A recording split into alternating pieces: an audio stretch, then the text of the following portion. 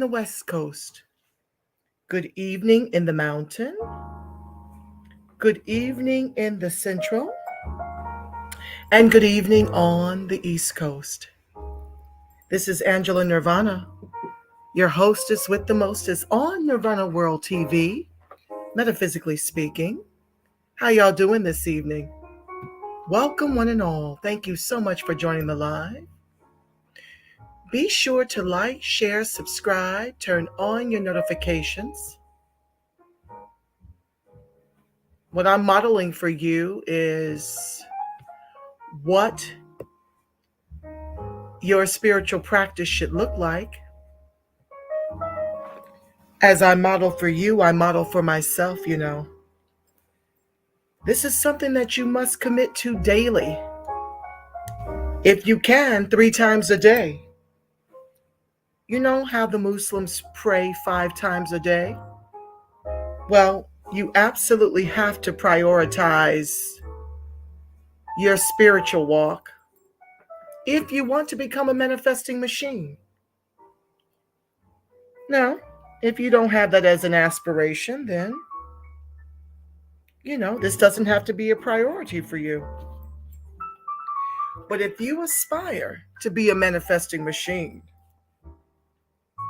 no matter what you have calendared for the day, you must make time to connect in the spirit. Connect with your inner Christ, your inner Buddha, your inner Allah. That's the only way to sustain a peace without human understanding in a world that is chaotic. Yeah. That's the only way I have found to keep my peace in a chaotic world that's constantly leaning in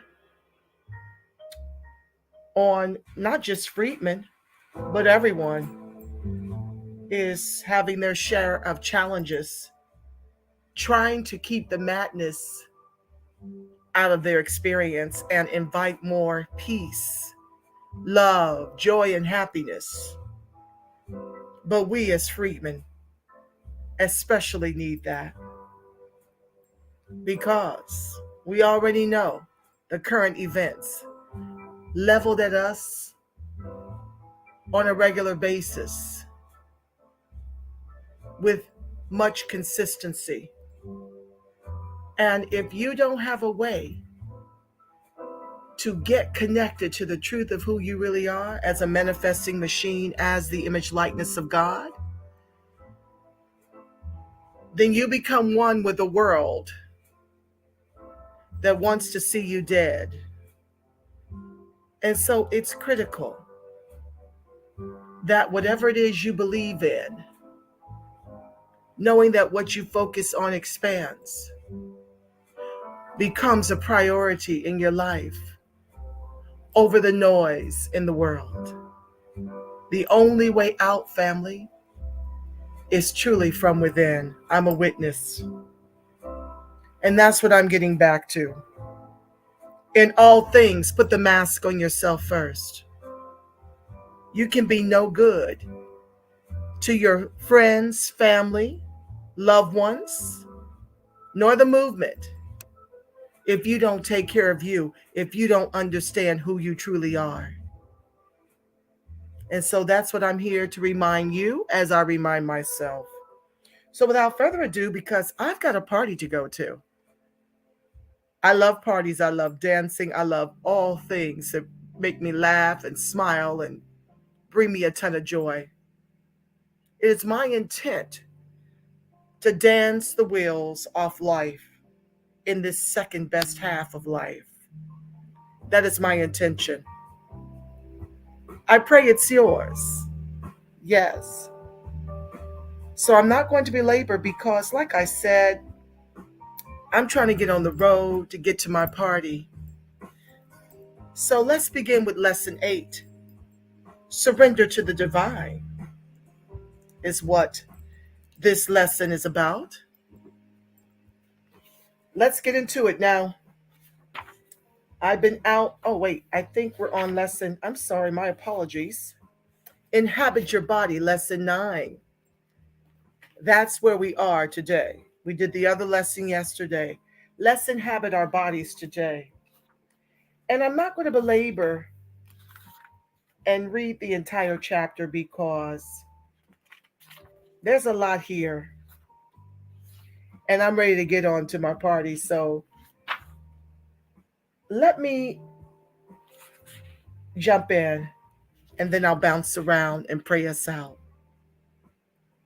Inhabit your body. I don't remember when I was very young either hating my body or loving it. I simply remember inhabiting it with a child's natural innocence and enjoyment. As a little girl, I remember joyfully parading around my house in ruffled underwear. I remember wearing a bikini. We called it a two-piece then, and having no breast yet to fill it out. I remember being so little or so Texan that we didn't call it naked, we called it naked. And there was nothing sexual or shameful about it. Later, however, something happened. It didn't happen for me in one traumatic moment. It happened gradually and insidiously, as it does for many people. I was never molested as a child or physically or emotionally traumatized by a specific event, but an accumulation of toxic moments became an oceanic wave of anxiety that permeated my mind and turned my body into a point of confusion.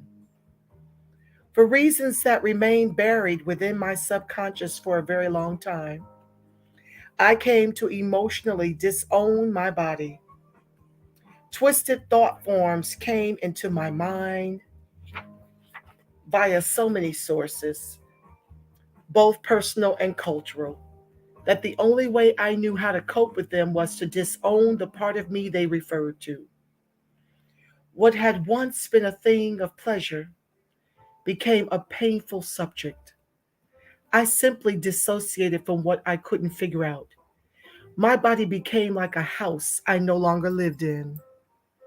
For some people, dissociation from a natural and healthy sense of their body occurs as a result of a traumatic event or experience. For others, adolescence itself is traumatic. It ultimately doesn't matter so much how the trauma occurred as much as that you repair the gaping wound it left within you. Whatever is broken in your body began with brokenness in your heart. Being an overeater, the chances are very good that the history of your relationship with your body is complicated.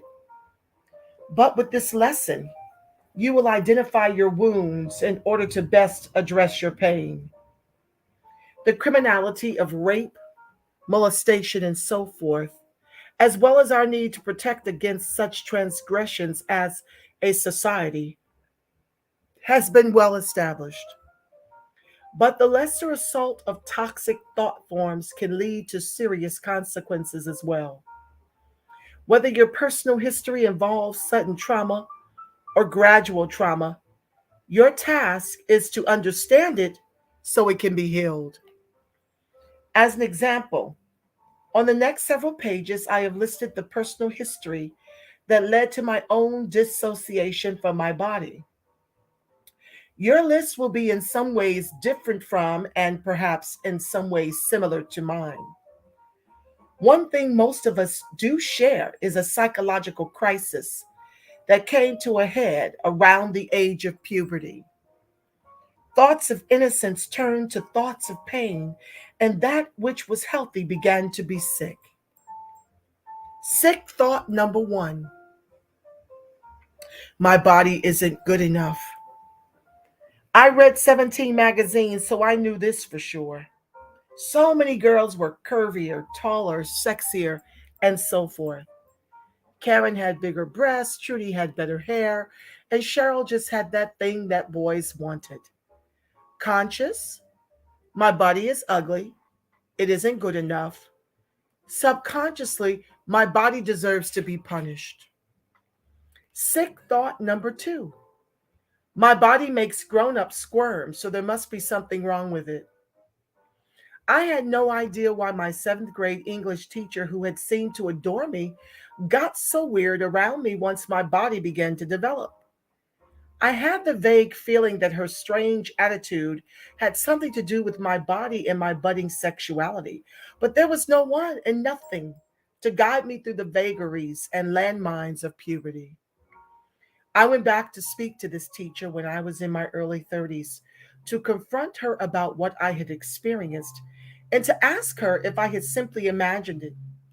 She said to me, and the day would come when I understood this, that I had no idea what it meant to be a woman watching her own sexuality fade while young girls around her were beginning to blossom into theirs.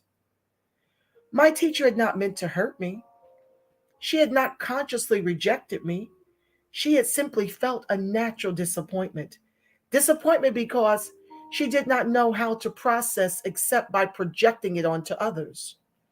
In relation to a situation that had nothing to do with my life and everything to do with hers. Me speaking, which is why you cannot take things personal, family.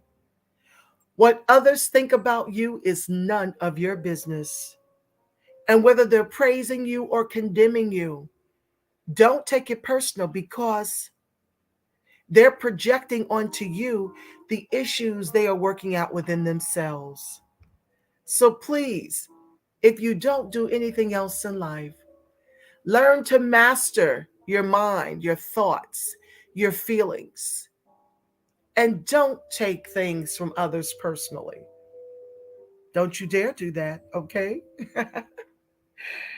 Yeah, because it's not about you, it's about them. I also remember my music teacher staring at my breasts once during a piano lesson.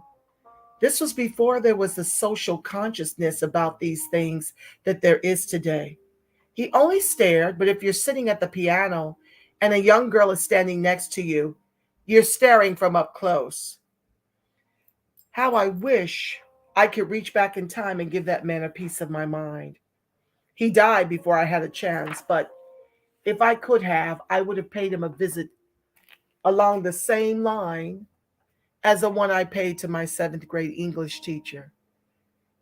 In my conscious, grown ups act strangely around me now that my body has changed. And subconsciously, I thought my body must be bad. Sick thought number three: Daddy doesn't want to be around me as much anymore. My father's attitudes about sex and sexuality, while certainly not prudish when it came to my mother, were somewhat old fashioned.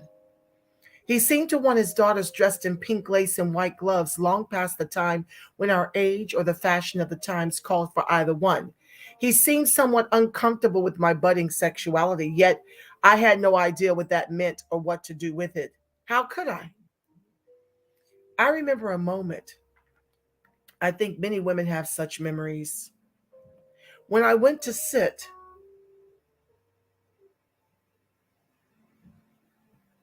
my apologies, I lost my place. When I went to sit on Daddy's lap, and he made me get up and sit somewhere else. This was a small but emotionally devastating moment for me. Although I realize now that it represented what would be a reasonable act on the part of fathers when their no longer little girls come to sit on their laps. All I could possibly have known then was that once I passed puberty, my father began to look at me in a different way. I didn't feel like I was okay in his eyes anymore, as though somehow I embarrassed him. My father continued to want to take me to the zoo on Sundays, long past the time when going to the zoo was my idea of a really cool Sunday outing. The only way he knew how to relate to me, it seemed, was if I remained a little girl. The inability of my parents to help me transition and make their own as well through my archetypal maidenhood was a product not of their lack of love for me, but of their psychological ignorance regarding how to handle the experience. There is nothing to forgive here. There are simply things to understand. Consciously, I thought to myself, Daddy doesn't treat me like he used to. Subconsciously, I thought to myself, who I am now sends Daddy away. My new body is such a bad thing. Now, just around the time when Daddy didn't seem to want to be around my new body, some younger males did. And since I was bereft at what seemed to be the loss of my father's love, I was subconsciously looking around to replace it. Add to that the so called sexual liberation of the 60s, and I see myself now as having been doomed to some serious confusion and self destructive behavior. Like millions of others, I went looking for love in too many places, almost ensuring that I would find it too few times.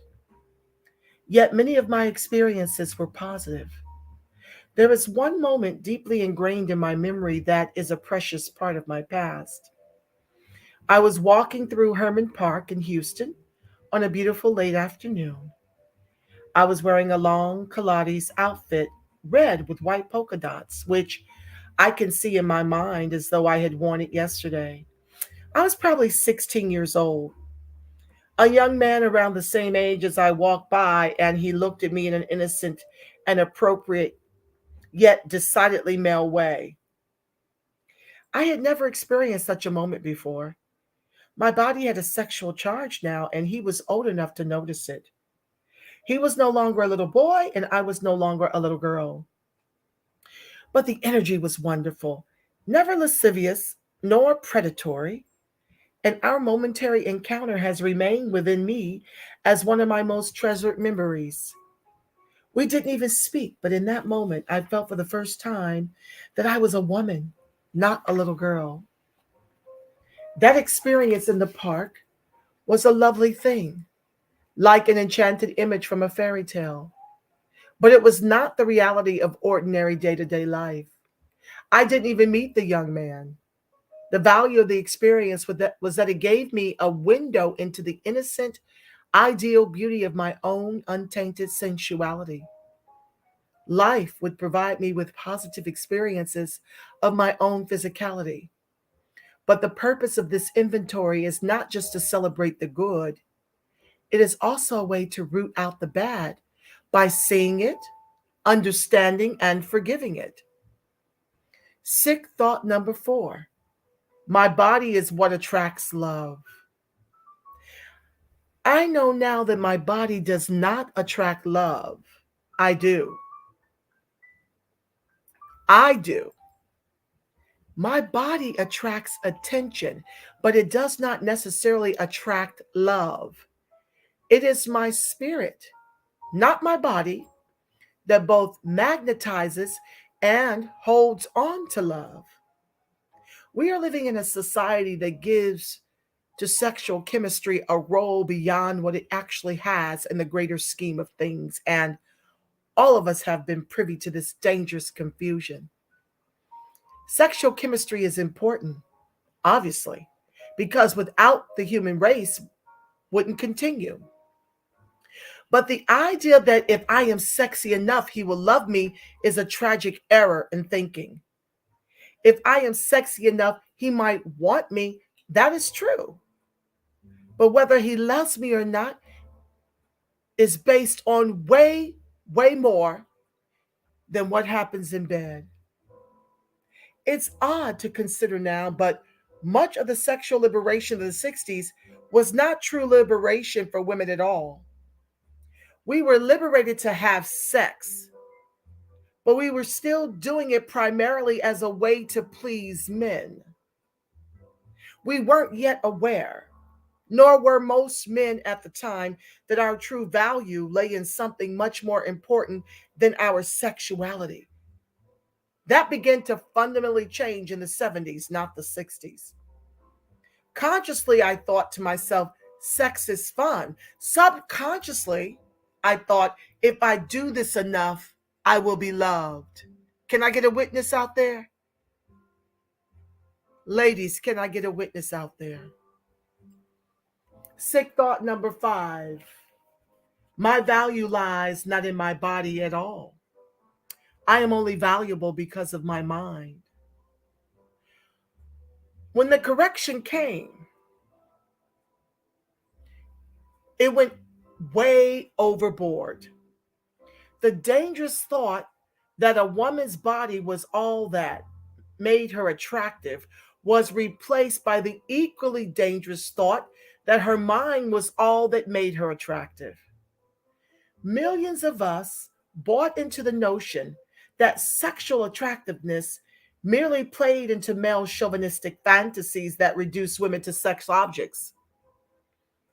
It's about then that we thought it was cool to burn our bras, to stop shaving our legs or armpits, to refuse to let men open doors for us, but then to go at it like bunnies at the end of the day, of course.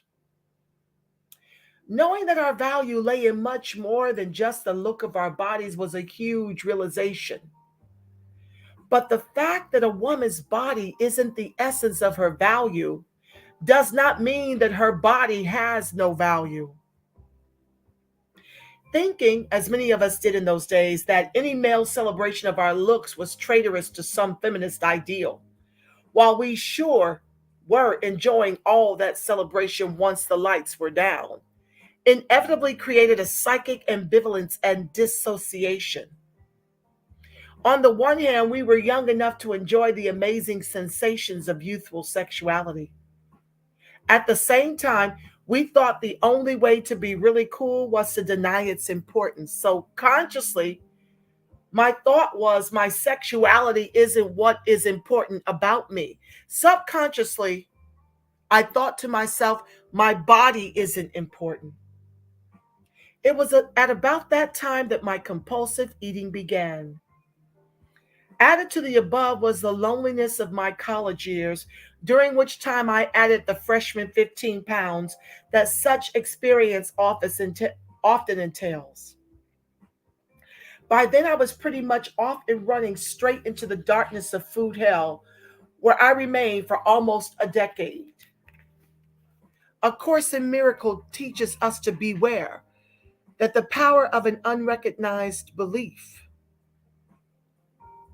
I have come to understand that based on my own personal history, I had an unrecognized belief that my body was not good, was not lovable, was not even important.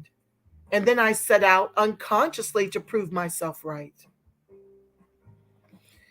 Dissociation from the body for whatever reason for robs you not just of the joy of healthy eating, but of even identifying with your own body.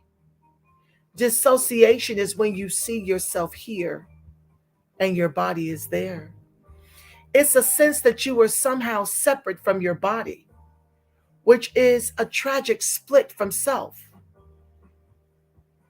For many people, an instinctive escape mechanism that developed originally in response to such abuse now trips like a switch in reaction to almost any form of stress.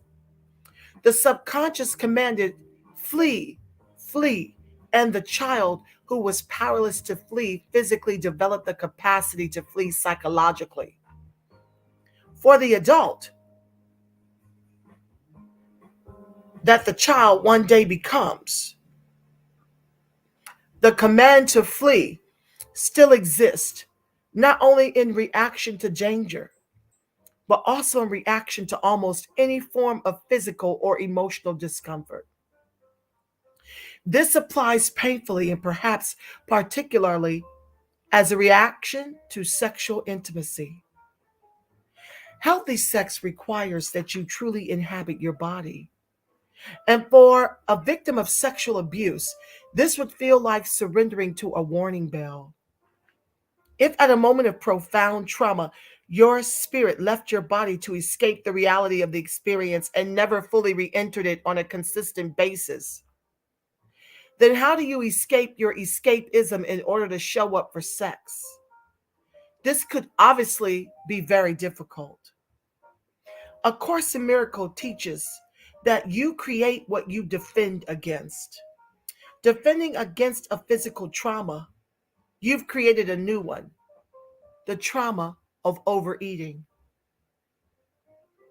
Today's lesson begins to unravel this root of horror, the instinctive path you still walk in, an effort to deal with pain and stress. These days, your stress might look nothing at all like the physical abuse you endured as a child. Oh, I forgot my candles, y'all. We're almost done. Let me share my screen.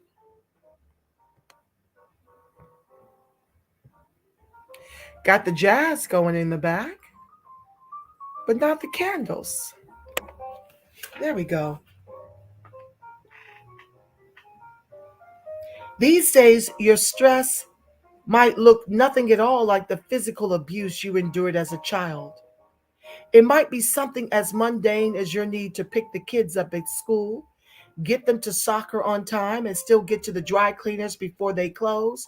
Yet your subconscious mind continues to interpret your stress as danger and reacts to it that way. I must get out of here is all you know. And you escape into food. Your homework is to write your own personal story, where things went wrong, right, and where things went wrong. Explore how you came to dissociate from fear and perhaps even hate your body. And don't expect all of this to be easy.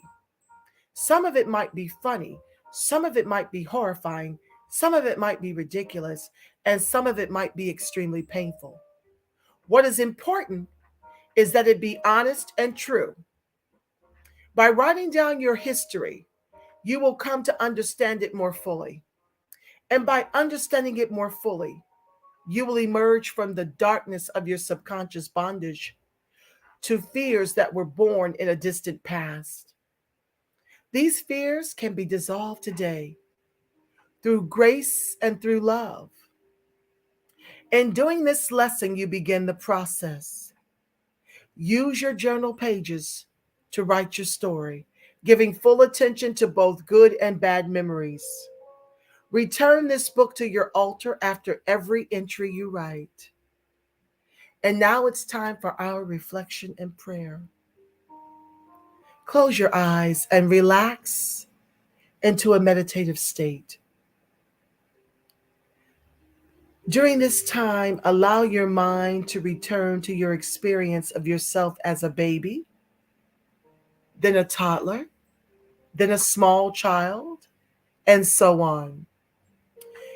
During every phase of the meditation, allow yourself to see what you looked like at a certain time in your life, how you felt about your body, what you went through, who was involved, where things went well, where you were hurt, where you went unconscious, where you dissociated from your body, where you began to hate your body, what attitude you formed about sex, where you decided to cover up your body with fat, and so forth.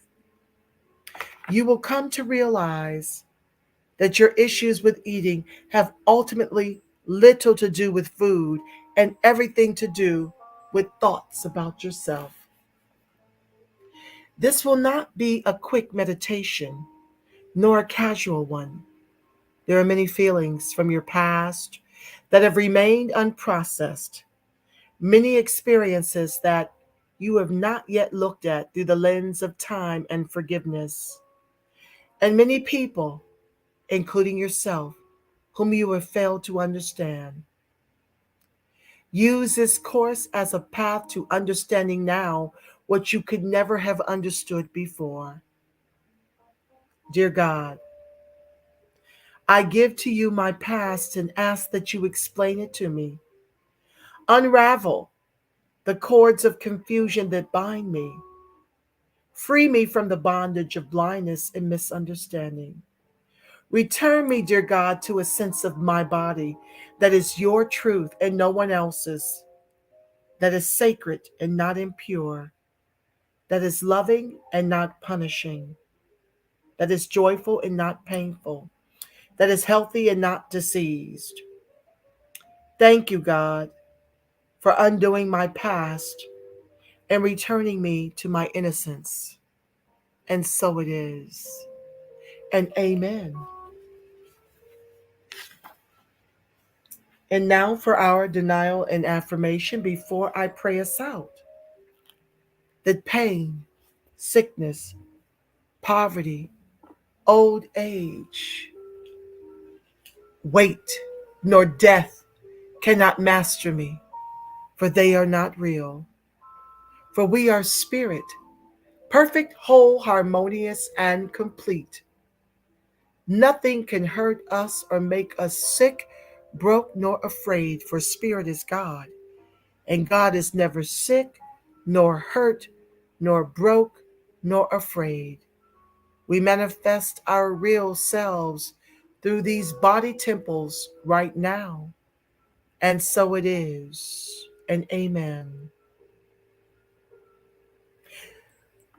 Be sure to tune in Monday when we will pick up with day 12 of our 21-day journey to spiritually losing the weight and surrendering it forever. Thank you so much for tuning in. Until next time, family, the light of God surrounds us. The love of God enfolds us. The power of God protects us. And the presence of God watches over us. Wherever we are, God truly is. Because, family, you are the face of God. Yes, you are the voice of God. You are the body temple of the Spirit of the living God.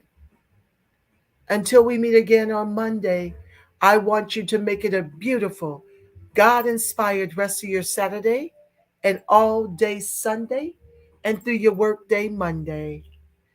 Until next time, family, I'm believing for each and every one of us a ton of love, light, peace, and blessings abound. Good night, family.